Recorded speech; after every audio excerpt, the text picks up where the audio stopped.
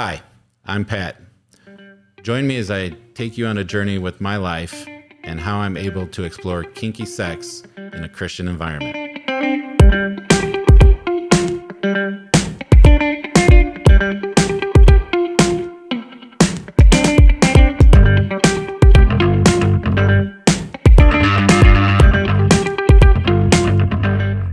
All right, welcome back, all you beautiful people.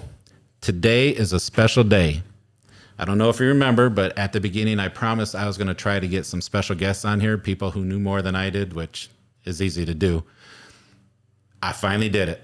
I found a sucker to come on here and talk with me. So, with no further ado, let me introduce you to my friend and barber, James Yates. Hi, I'm James. I've been practicing the lifestyle for quite a few years. It's something that my wife and I have decided is very necessary in our lives, so we have adapted it and tried to integrate everything into our lifestyle so that it's not a partition thing.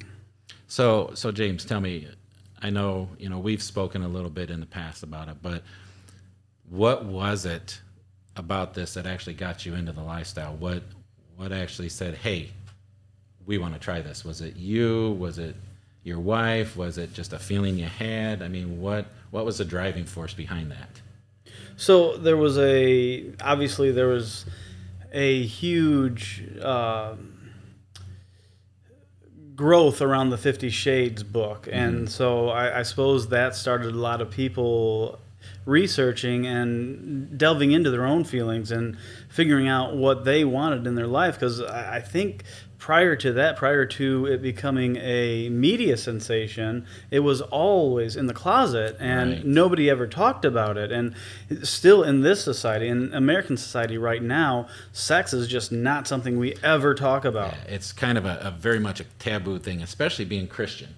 As Sure, you know, absolutely. being Christian, there's like this stigma around sex that if you don't do it missionary position and the right way at the right time and for procreation only, then you kind of get a little shamed about it. And so I know for me, I always kind of hid my sexuality. I didn't throw it out there.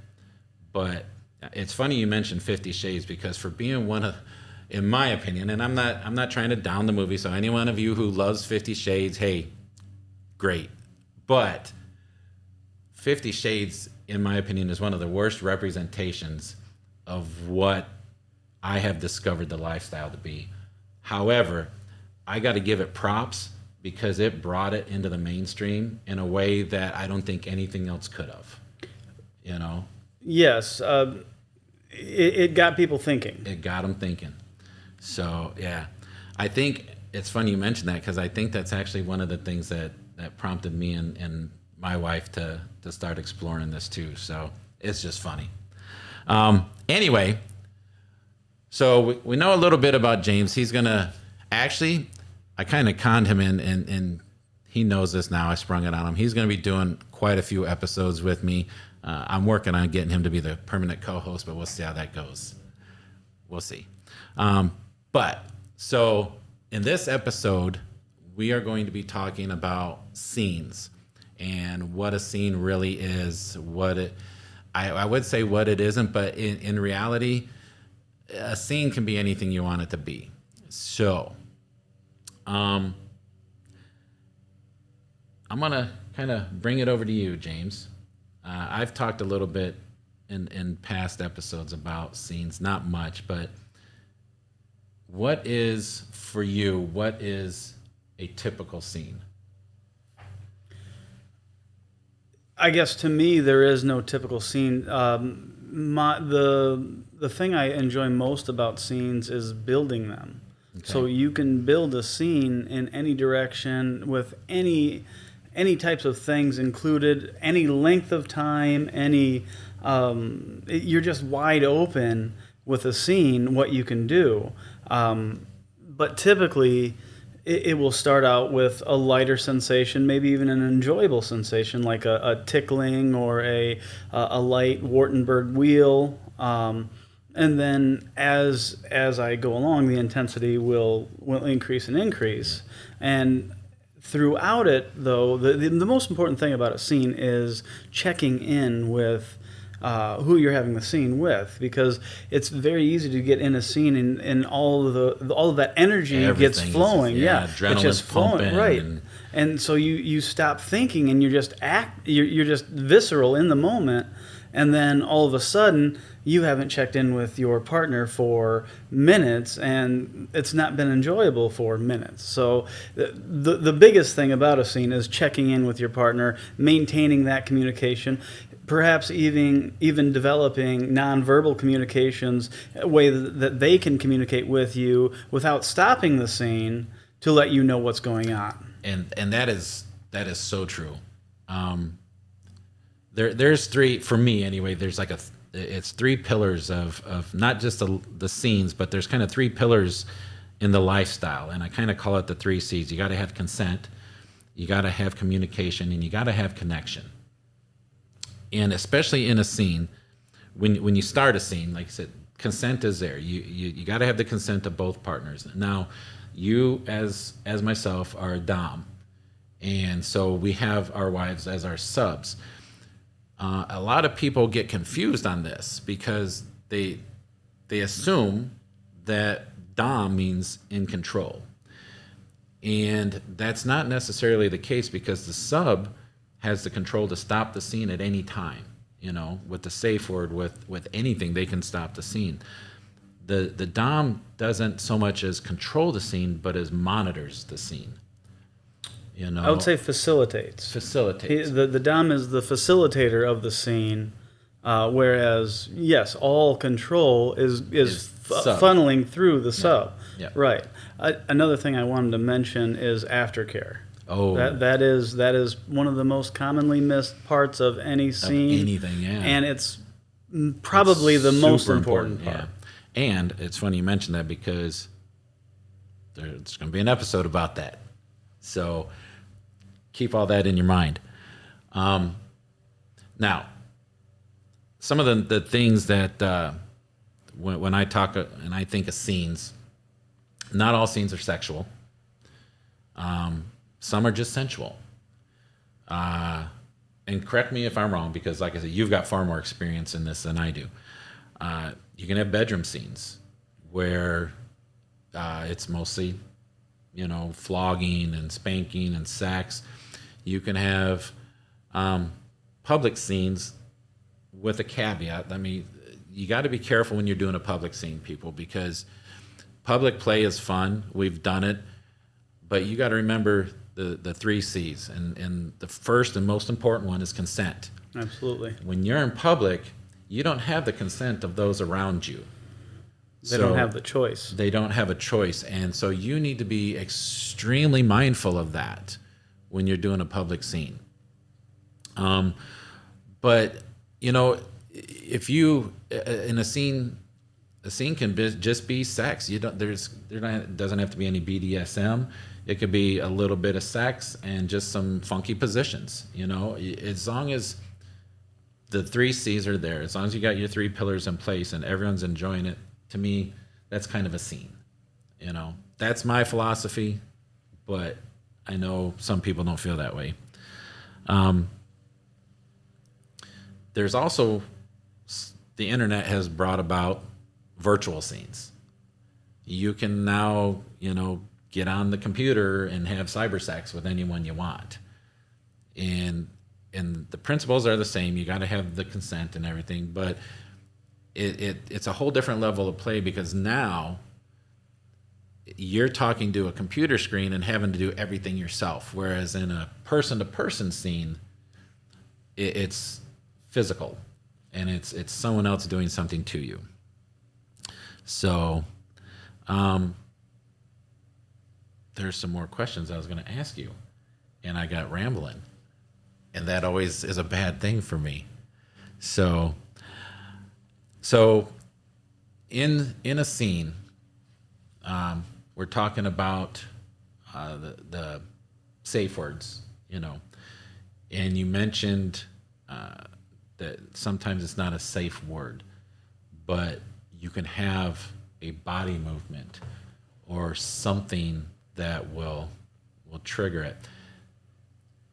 What do you do when your partner is so involved in the scene and goes into, subspace, or just gets so involved that they don't have the faculties to tap out?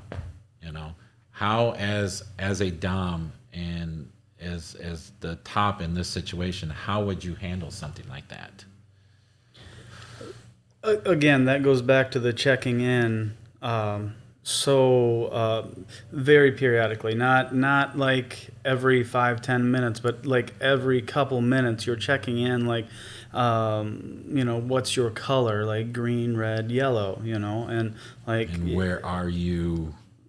and you can, yes, and you can even do it non-verbally, so as not to just pull them directly out of the subspace. So like you could like tap them somewhere, like this is where I'm going to tap you when I want you to respond, and then maybe like they'll tap with their hand if they're okay, or like they can motion their hand in another way to tell you no, stop, or it's getting a little too intense. Like you can develop. That's the beauty of the scenes. Like I said, they can be anything you want them to be. If you want to have a ridiculous sign that you're having an issue, it can be ridiculous. A lot of people, especially with safe words, will use a ridiculous word that they would never use in real life because that keeps it safe. Like and that pomegranate, or right, right, yeah. Nobody would ever say pomegranate, obviously. Not during sex, anyway. If you're saying pomegranate during sex, then I need to come to your house. I would say you're doing it wrong. Yeah, but to each their own, right? That's the beauty of it. You're going to get a visit from Pat anyways. So send me your address. You got my email address. Have the pomegranates ready and waiting. Didn't know pomegranate was the thing. Yeah. So what you're saying is it's all pre-negotiated. Correct. So have it set up beforehand. Hey, if you get too far gone, then we're going to go to body language and we're going to start doing this. Right. Perfect. A little bit of forethought goes a long way in a scene. Right. So because you and your wife have been, like I said, doing this for quite some time now. I'm still, year and a half ish into it, so I'm learning a lot. But on average, how long does a scene last for you guys? How long is it something that you put a time limit to? Is it something that you're like, we're just going to go until the mood feels right? Is that something that you set up beforehand for you? I typically don't put a length on my scenes. Okay. You just let them develop naturally, and well, what I like doing is having them written out, and like I'll have my notes app, and it will be a very detailed paragraph about what everything that's going to happen, but there's no time limit on how long it's going to happen. So do you share that with your wife beforehand? Is she aware of everything that's going to happen? Most of the time, yeah. Okay. Now there's times that You like to throw a little I'm twist in there? extremely sadistic, so I like just blindfolding you and guess what's going to happen. Yeah. Shut up and take it, woman. And that's actually one of the best scenes we had is like I kept I've made several tools throughout the years, and I would pound it next to her so like she knew it was coming, but she didn't know when it was coming. So it was those mind games are something that I really enjoy playing. And she does it too. If she didn't, that would be a very poor match. Yeah, very poor match. He keeps driving me crazy all the time. I don't know what to do with him. It was already crazy. All right. So just kind of bring it all together. Consent, work things out beforehand. Stay connected. Have some form of, whether it be verbal or physical communication through check-in. and enjoy yourself. Have fun. Correct. So But don't forget aftercare. don't forget aftercare. Aftercare is super important. And something that I know we're going to do an episode on aftercare at another time, but something that's really, in my opinion, and you may differ, but something really important in aftercare is it's not just the physical after. I mean, just, so you just beat them until they're red. Now, yes, you want to massage some oils or some lotions, take care of them physically, but aftercare is also, it's an emotional thing. Take care of them emotionally, because when they've been through a scene, when you're sub, especially, I mean, and it can happen to doms too, because we get, as a dom, and masters, we get caught up in it. It's exciting for us too. So there's got to be some aftercare for the dom too, which Correct. I'm very fortunate that my wife loves giving me aftercare. But it's an emotional thing, because everyone's coming down from this high that they've been on for the last hour or two, and it can really mess with especially the sub. It can mess with them emotionally, because adrenaline levels and endorphin levels are dropping, and sometimes they drop fast. And so that's why we're going to do a whole episode on aftercare. But yeah, it is extremely important. Can I say one more thing about You it? can say whatever you want. You are the guest. You get to do whatever you want. So the scene is where the sub would be feeding the dominant. Aftercare is where the dominant will then take and pour that energy back into the sub. So it's the flow of energy is extremely important. Yes, 100% agree. So with that, we are going to cut this one. And as always, if you guys got any questions, comments, suggestions, want to even get a message to James here. He's far more experienced than I am. That's why I'm gonna, if I have to, I'll shibari tie him up in here and keep him for the weekend. But any questions, comments, hit us up, the Kinky Christian Podcast at gmail.com. And until next time, stay safe, take care of each other, and God bless.